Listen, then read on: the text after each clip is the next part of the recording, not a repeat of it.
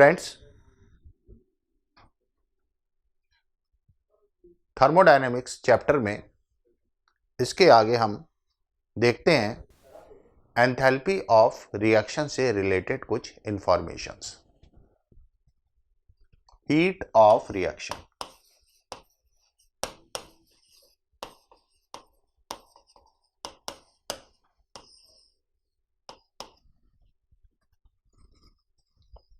Reaction के दौरान, chemical reaction के दौरान जो भी एनर्जी का ट्रांसफर होता है उसे हम हीट ऑफ रिएक्शन कहते हैं। हीट ऑफ रिएक्शन में हीट या तो केमिकल रिएक्शन के दौरान एब्जॉर्ब होती है या हीट केमिकल रिएक्शन के दौरान रिलीज होती है। Heat is either absorbed or released during chemical reaction.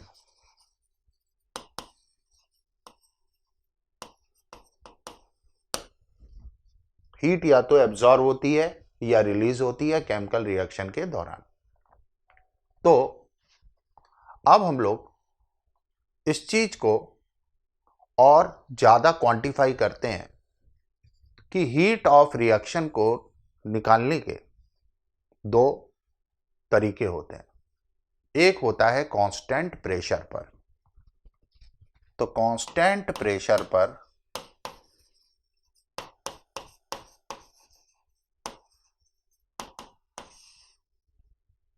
Heat of reaction जो कांस्टेंट प्रेशर पर मेजर की जाती है उसे हम एंथैल्पी ऑफ रिएक्शन भी कहते हैं। It is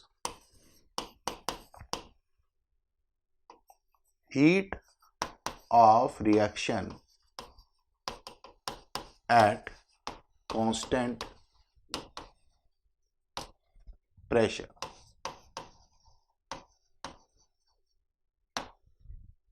It is denoted by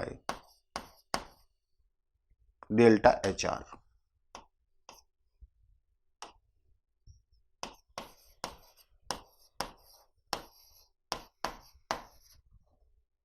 और अगर कांस्टेंट वॉल्यूम पर इसे कैलकुलेट किया जाए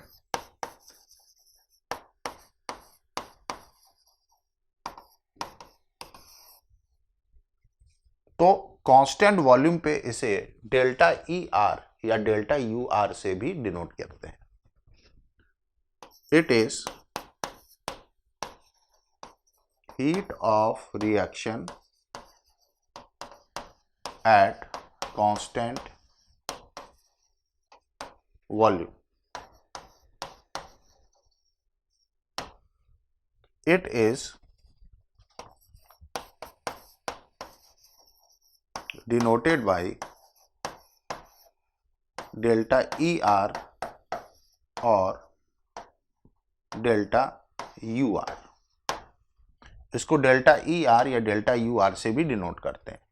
तो कांस्टेंट प्रेशर पर जो हीट ऑफ रिएक्शन होगी उसे हम एंथैल्पी ऑफ रिएक्शन भी कहेंगे। उसको हम एंथैल्पी ऑफ रिएक्शन भी कहेंगे।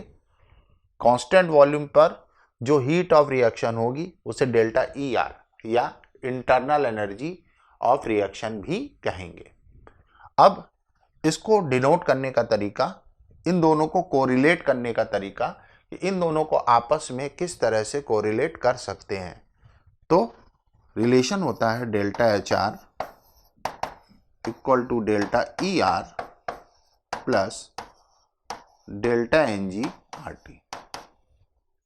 Delta HR is enthalpy of reaction, delta ER is change in internal energy of reaction, delta NG is change in mole during the reaction of gaseous state, R is universal gas constant and capital T is temperature in Kelvin.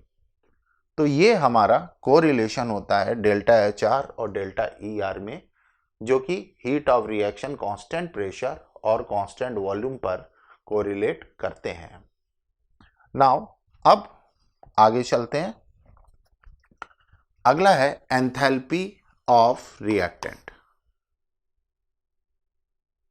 It is enthalpy of reactant.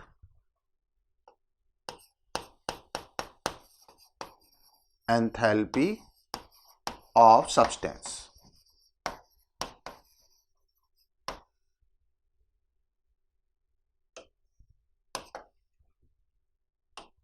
Substance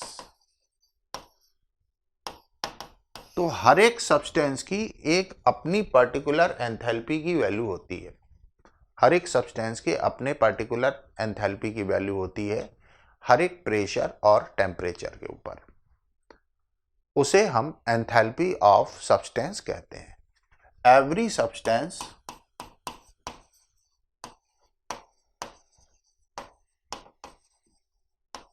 has definite value of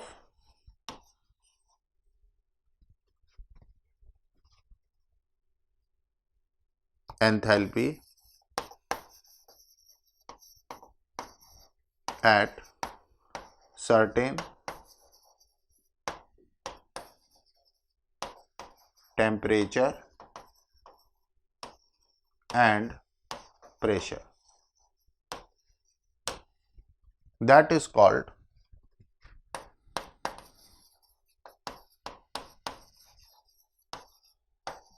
enthalpy of substance। हर एक substance की एक enthalpy की definite value होती है definite temperature पर और pressure पर। इसकी एब्सोल्यूट वैल्यू हम नहीं कैलकुलेट कर सकते। इसकी एब्सोल्यूट वैल्यू हम नहीं कैलकुलेट कर सकते, ना ही आइडेंटिफाई कर सकते हैं। लेकिन हाँ, इसकी जो रिलेटिव वैल्यूज हैं वो हम पता कर सकते हैं। इट्स एब्सोल्यूट वैल्यू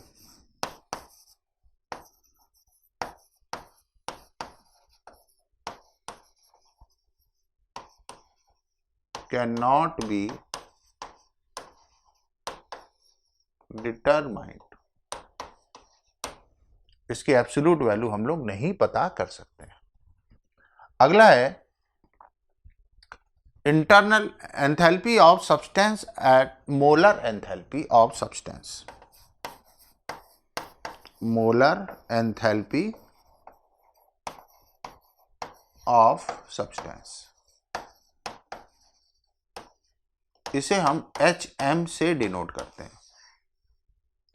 तो मोलर एंथैल्पी ऑफ सब्सटेंस का मतलब साफ है कि किसी प्रेशर और टेम्परेचर पर एक मोल सब्सटेंस की enthalpy molar enthalpy of substance कहलाती है। It is enthalpy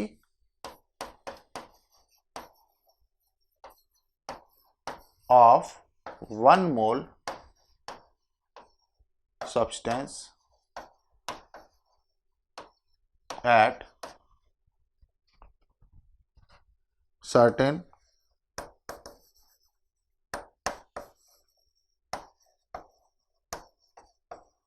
temperature and pressure।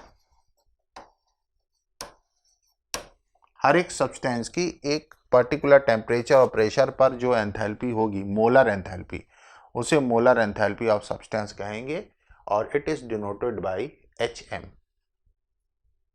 ना अब आगे चलते हैं। अब बात करते हैं standard molar enthalpy of substance.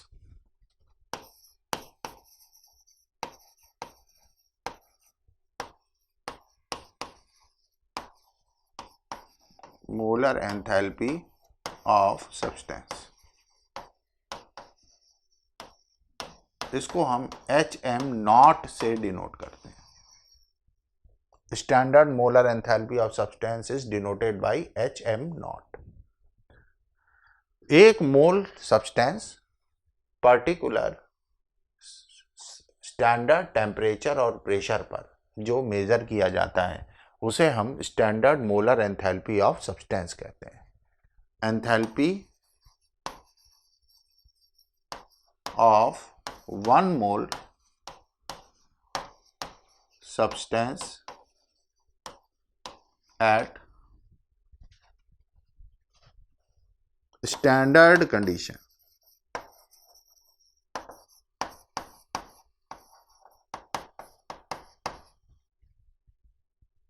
is called standard molar enthalpy.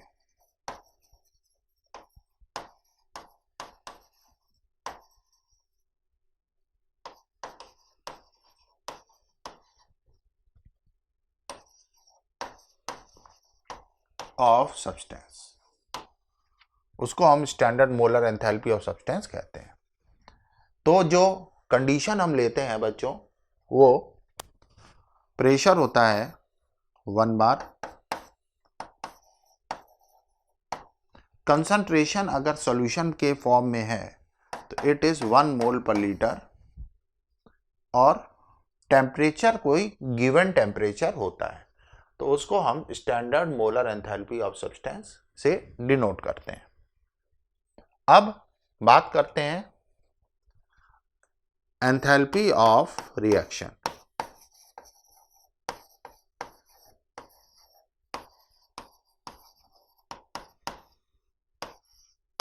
इसको हम डेल्टा HR से डिनोट करते हैं। Enthalpy of reaction is denoted by delta HR।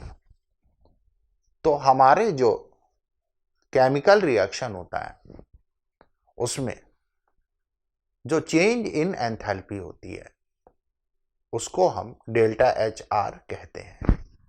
Change in enthalpy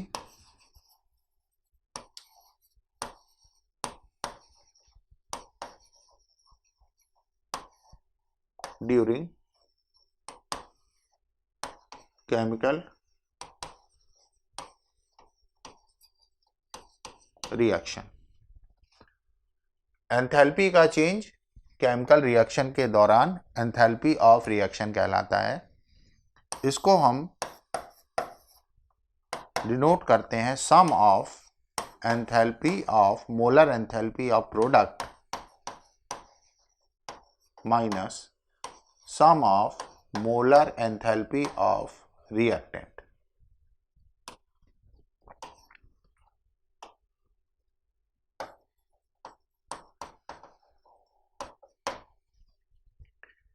साथ ही साथ एक और टर्म हम कह सकते हैं जिसे कह सकते हैं molar enthalpy, standard molar enthalpy of reaction.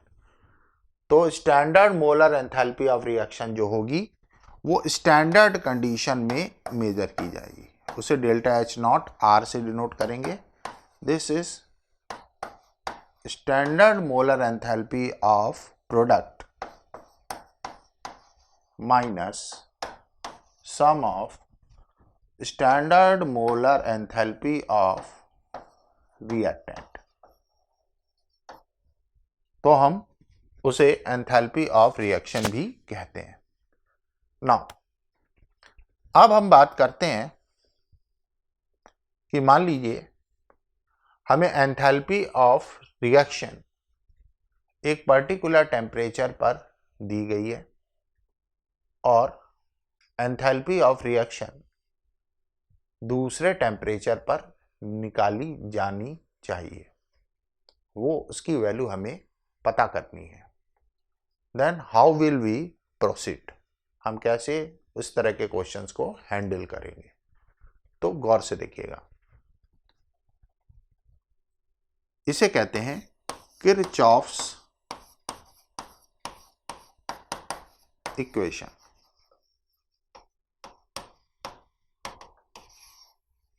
कि हमारे पास दो टेम्परेचर पर दो एंथैल्पी ऑफ रिएक्शन है। डेल्टा H1 है enthalpy of reaction at T1 temperature, delta H2 है enthalpy of reaction at T2 temperature. Delta H1 है enthalpy of reaction at T1 temperature, delta H2 है enthalpy of reaction at T2 temperature. तो delta H2 minus delta H1 is equal to delta Cp T2 minus T1, जहां पर delta Cp जो है is Cp of sum of Cp of product minus sum of Cp of reactant, कि product की जो specific heat capacity at constant pressure है उसका सम minus reactant की जो स्पेसिफिक हीट कैपेसिटी है उसका सम, उसको हम डेल्टा Cp कहते हैं। इसी तरह से किरचॉफ्स इक्वेशन के हिसाब से अगर हमें delta E2 minus delta E1 पता करना है तो ये इसकी वैल्यू होगी delta Cv T2 minus T1, जहां पर T1 टेम्परेचर पर internal energy change in reaction is delta E1 और T2 टेम्परेचर पर change in internal energy during the reaction is delta E2 और delta Cv is sum of Cv of product minus sum of Cv of reactant. इस तरह से हम delta E2 और delta E1 के बीच में रिलेशन पता कर सकते हैं। अब फ्रेंड्स अब आगे चलते हैं। अब हम लोग पता करते हैं कि एंथैल्पी ऑफ सब्सटेंस क्या होती है, enthalpy of formation of substance. तो enthalpy of formation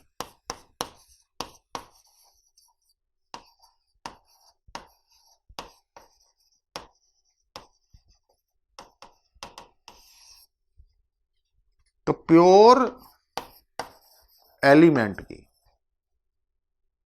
enthalpy of formation को डिफाइन करते हैं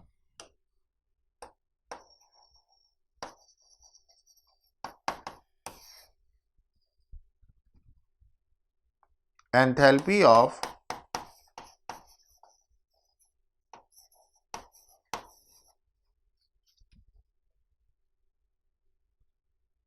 एलिमेंट in its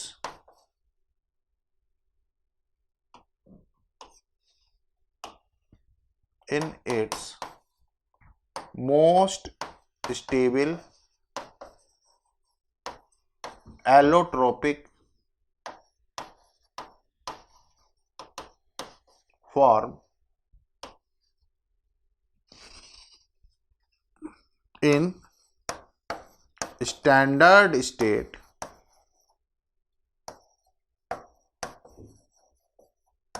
इज 0। इसको हम डेल्टा HF0 से भी डिनोट करते हैं। Enthalpy of formation, change in enthalpy formation और नॉट स्टैंड्स फॉर स्टैंडर्ड। तो प्योर एलिमेंट के लिए स्टैंडर्ड एंथैल्पी ऑफ फॉर्मेशन किसी भी एलिमेंट के मोस्ट स्टेबल एलोट्रोपिक फॉर्म की 0 होती है। अब जैसे हम बात करते हैं डेल्टा HF0 की वैल्यू, हाइड्रोजन गैस, तो हाइड्रोजन फ्रेंड्स H2 गैस के रूप में मिलता है, तो इसकी डेल्टा HF0 की वैल्यू जो होगी वो 0 होगी।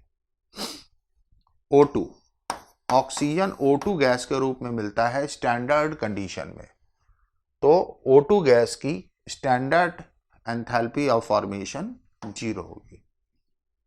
हम बात करते हैं O3 की, तो ऑक्सीजन O3 के रूप में नहीं मिलता है, ऑक्सीजन जो है वो O3 के फॉर्म में, तो O3 की standard enthalpy of formation will not be equal to 0। हम बात करते हैं आयरन सॉलिड की, तो आयरन सॉलिड की 0 होगी।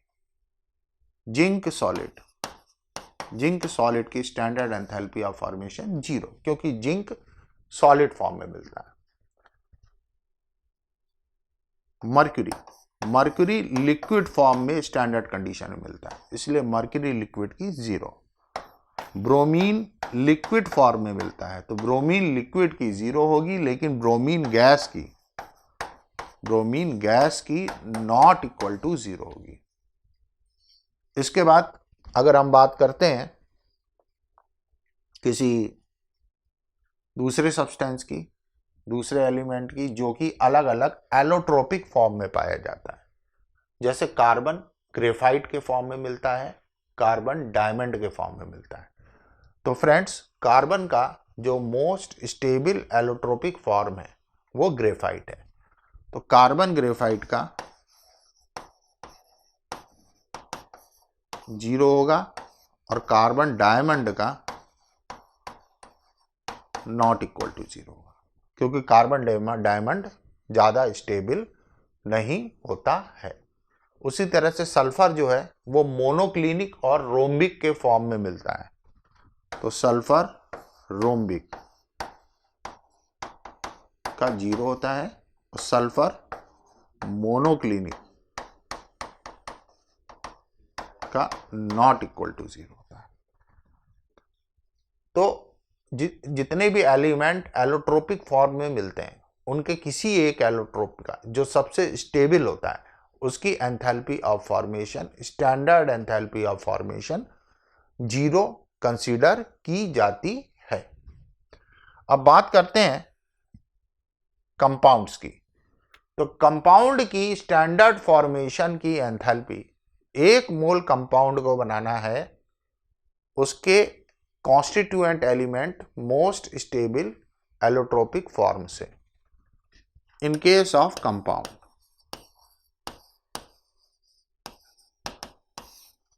कंपाउंड का delta HF0 is change in enthalpy when 1 mole of compound is formed from elements present in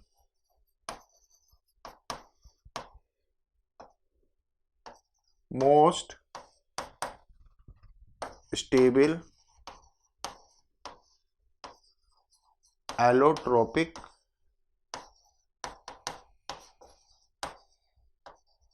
form। जैसे मुझको कार्बन डाइऑक्साइड बनानी है, तो CO2 गैस को बनाना है।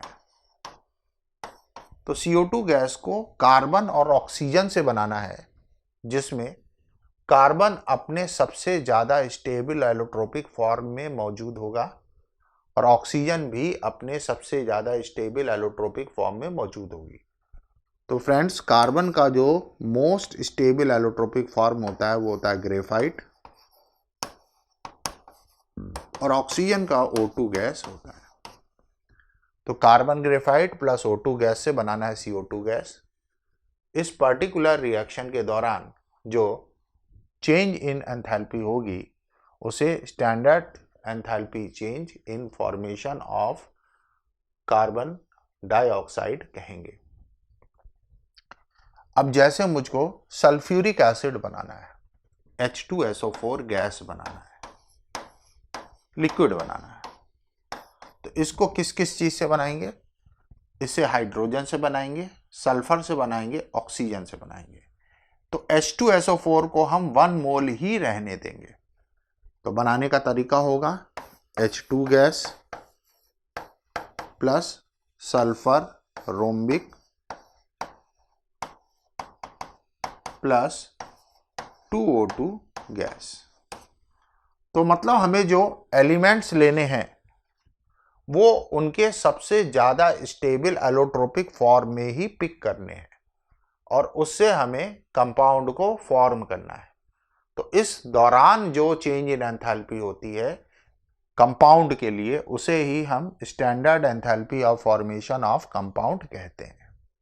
जैसे इस रिएक्शन के दौरान जो चेंज इन एंथैल्पी आएगी उसको हम कहेंगे delta HF0 of CO2 gas. इस रिएक्शन के दौरान जो चेंज इन एंथैल्पी आएगी उसको हम कहेंगे enthalpy of formation of H2SO4 liquid.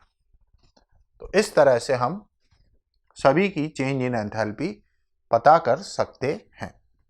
Now अगली चीज कि हमें कंपाउंड्स की स्टैंडर्ड एंथैल्पी चेंज पता है और हम रिएक्शन की चेंज इन एंथैल्पी पता करना चाहते हैं, तो हम किस तरह से ट्रीट करेंगे?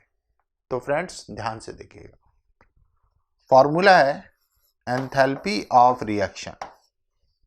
Standard enthalpy of reaction is sum of enthalpy of formation of product minus sum of enthalpy of formation of reactant.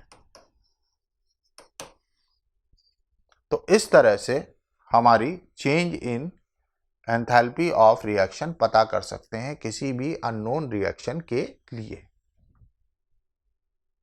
Now अब हम लोग इन कॉन्सेप्ट के ऊपर कुछ क्वेश्चंस करते हैं।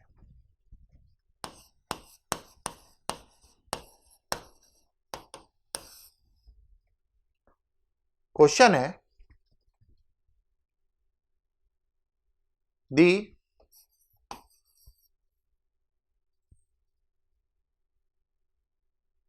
enthalpy of reaction is -20 kilojoule. Calculate internal energy of reaction at 27 degrees Celsius for following.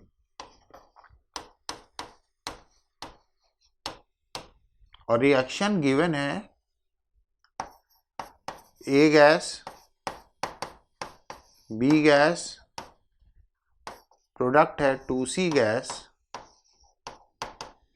5D gas. तो friends इस क्वेश्चन में इस रिएक्शन की एंथैल्पी हमें -20 डिग्री सेल्सियस पे गिवन है और हमसे 27 डिग्री सेल्सियस पर इस रिएक्शन की इंटरनल एनर्जी पूछी जा रही है। तो इसके सॉल्यूशन में सबसे पहले हम लिखेंगे formula. Formula is delta H equal to delta E plus delta NG RT। अब नाउ इस क्वेश्चन में डेल्टा NG की value change in mole of the gas. तो प्रोडक्ट के हैं टोटल 7 मोल गैस के, माइनस रिएक्टेंट के हैं टोटल 2 मोल गैस के, 7 - 2 इज 5। तो डेल्टा NG की वैल्यू है 5। तो डेल्टा H हो जाएगा -20 equal to delta E। Delta NG की वैल्यू है 5। अब बात करेंगे R की। तो R गैस कांस्टेंट होता है और ये किलो जूल में आंसर चाहते हैं। तो किलो जूल में गैस कांस्टेंट की वैल्यू 25/3000 होती है। That multiplied by 27 degree Celsius, अगर इसको केल्विन में कन्वर्ट करेंगे तो ये हो जाएगी 300 केल्विन। अब इसको हम सॉल्व करते हैं तो 300 10 जा ये हो जाएगा 2.5, तो डेल्टा E इक्वल टू -20, ये इधर जाएगा तो माइनस हो जाएगा, 5 इंटू 2.5 इज 12.5, तो -32.5 kilo joule is the delta E of reaction. So इस रिएक्शन का जो डेल्टा E होगा वो -32.5 होगा।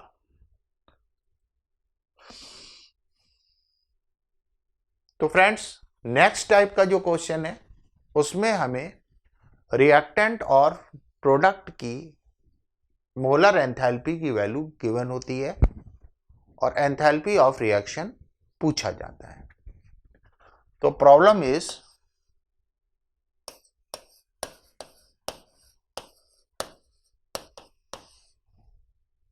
calculate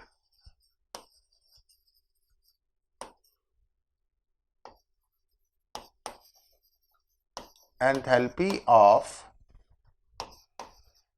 following reaction। रिएक्शन है N2 प्लस 3H2, प्रोडक्ट है 2NH3 और एंथैल्पी, मोलर एंथैल्पी की वैल्यू गिवन है N2 के लिए 25 जूल पर मोल, H2 की 15 जूल पर मोल, NH3 की 20 जूल पर मोल। ये वैल्यूज हमको गिवन है इन पर्टिकुलर स्पीशीज की मोलर एंथैल्पी की वैल्यू। तो फ्रेंड्स, हम इसके सॉल्यूशन को देखें तो मोलर एंथैल्पी अगर हमको पता है और हमें एंथैल्पी ऑफ फॉर्मेशन या एंथैल्पी ऑफ रिएक्शन कैलकुलेट करनी है तो हमारा फॉर्मूला होता है enthalpy of reaction is equal to sum of molar enthalpy of product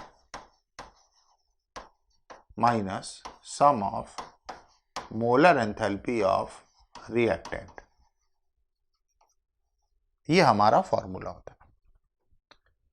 product की मोलर एंथैल्पी 2 मोल अमोनिया के हैं तो 2 इंटू 20, और रिएक्टेंट की बात करते हैं तो 1 मोल N2 और 3 मोल H2 के होते हैं। तो 1 मोल N2 की होगी 25 और 3 मोल H2 की होगी 3 इंटू 15। सॉल्व करते हैं, 2 इंटू 20 इज 40 माइनस 15 3 जा 45, 45 प्लस 25 इज 70, तो 40 माइनस 70 इज -30 जूल। तो इस रिएक्शन की जो एंथैल्पी आएगी वो होगी -30 जूल। तो इस तरह से हम लोग किसी भी रिएक्शन की एंथैल्पी ऑफ प्रोडक्ट या एंथैल्पी ऑफ रिएक्टेंट की मदद से हम लोग कैलकुलेट कर सकते हैं। नेक्स्ट है फ्रेंड्स, एक और क्वेश्चन हम लोग लेते हैं।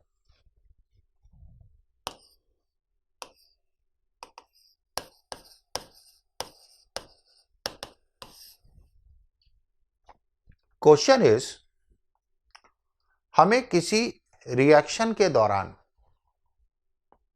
गिवन है प्रोडक्ट की एंथैल्पी ऑफ फॉर्मेशन और रिएक्टेंट की एंथैल्पी ऑफ फॉर्मेशन, और हमसे एंथैल्पी ऑफ रिएक्शन पूछा जा रहा है। Calculate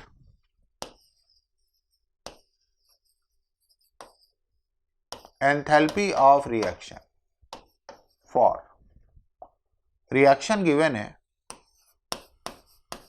CH4 gas plus 2O2 gas बनेगा CO2 gas plus 2H2O liquid, ये हमारा बनेगा। तो इसके सॉल्यूशन में, हाँ, इसमें एक चीज और गिवन है कि standard enthalpy of formation, standard enthalpy of formation in kilo joule पर मोल। CH4 की है -10,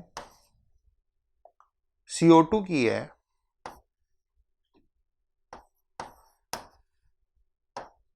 -20, H2O की है -30। तो ये हमें, अब यहां पे हम ध्यान से देखेंगे तो हमारे पास 2 रिएक्टेंट और 2 प्रोडक्ट हैं, और हमें यहां पे सिर्फ 3 चीजों की ही एंथैल्पी गिवन है फॉर्मेशन की। O2 की मिसिंग है, O2 की इस क्वेश्चन में नहीं दी गई है। तो फ्रेंड्स ध्यान से समझिएगा, O2 की एंथैल्पी ऑफ फॉर्मेशन 0 होती है। क्यों 0 होती है? क्योंकि ऑक्सीजन O2 के फॉर्म में पाया जाता है स्टैंडर्ड कंडीशन में, और standard enthalpy of formation of stable allotropic form is 0। तो O2 की एंथैल्पी ऑफ फॉर्मेशन 0 होगी। O2 अगर दिया भी जाता तो 0 दिया जाता है। अब आते हैं इसके सॉल्यूशन के पार्ट पे।